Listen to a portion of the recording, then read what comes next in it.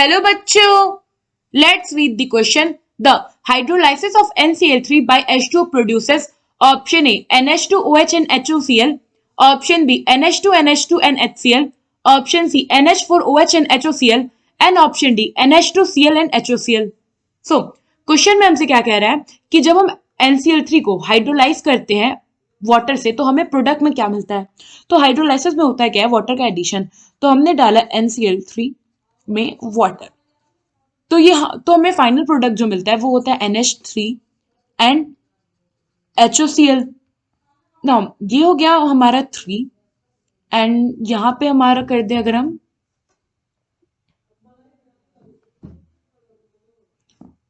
3 6 and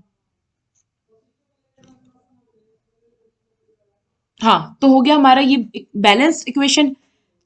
now अब हम क्या करते हैं, अगर स्टेप वाइज देखें तो होता क्या है, हमारे पास था नाइट्रोजन, इस पे लगे थे 3 क्लोरीन और एक होगा नाइट्रोजन पे लोन पेयर एंड वो फिर होगा हमारा H2 और यहाँ पे ऑक्सीजन पे होगा लोन पेयर। ना होता क्या है कि ये जो हमारा H2 है, ये अगर आप इसका फॉर्म देखो तो ये क्या होता है H+ and OH negative ion. ये जो OH नेगेटिव वाला पार्ट है ये बेसिकली क्या होता है, क्योंकि नाइट्रोजन जो है इस पे क्लोरीन जो होता है मोर इलेक्ट्रोनेगेटिव है, ईच क्लोरीन पे होगा -1 चार्ज, ईच क्लोरीन पे होगा, सॉरी यहाँ पे हमारा जो नाइट्रोजन होता है जो क्लोरीन होता है इस पे होता है +1 चार्जेस, हर क्लोरीन पे +1 चार्जेस होता है और नाइट्रोजन पे हो जाता है हमारा -3 चार्ज।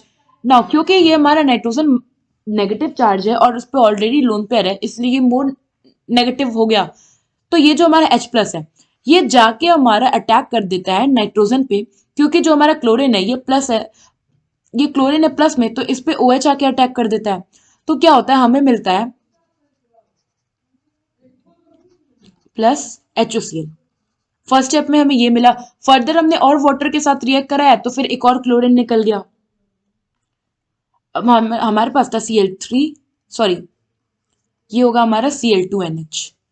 Cl2NH हमने इसमें डाला फिर से वाटर तो हमें क्या मिला, यहाँ पे Cl NH2 प्लस HOCl। फिर अब हमने Cl NH2 में और वाटर डाल दिया तो हमें मिल गया NH3 प्लस HOCl। तो यहाँ पे टोटल हमें 3 HOCl मॉलिक्यूल मिला और एक NH3 मॉलिक्यूल मिला।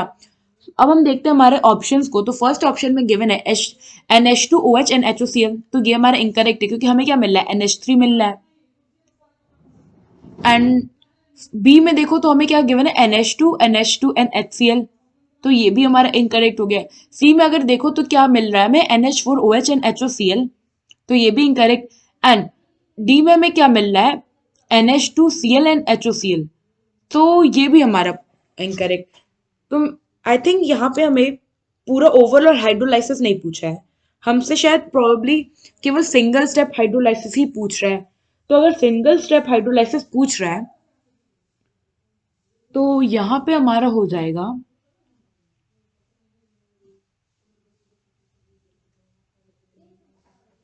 HOCl एंड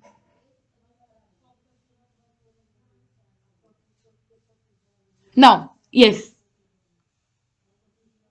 होता क्या है यहाँ पे अगर आप देखो तो हमें मिला था NH3 एंड HOCl।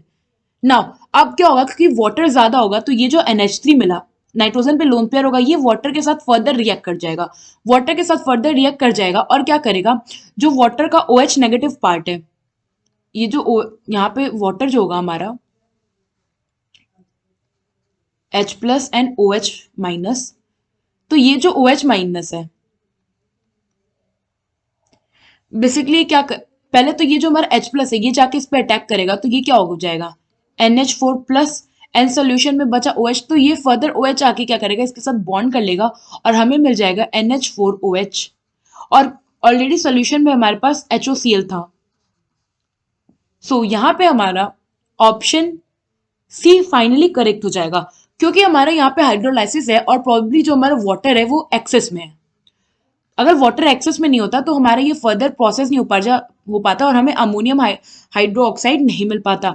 हमारा स्टेप यही अमोनिया और HOCl तक ही रुक जाता। सो यहाँ पे हमारा ऑप्शन सी जो है ये करेक्ट ऑप्शन हो जाएगा। आई होप आपको ये क्वेश्चन समझ में आया होगा। Thank you.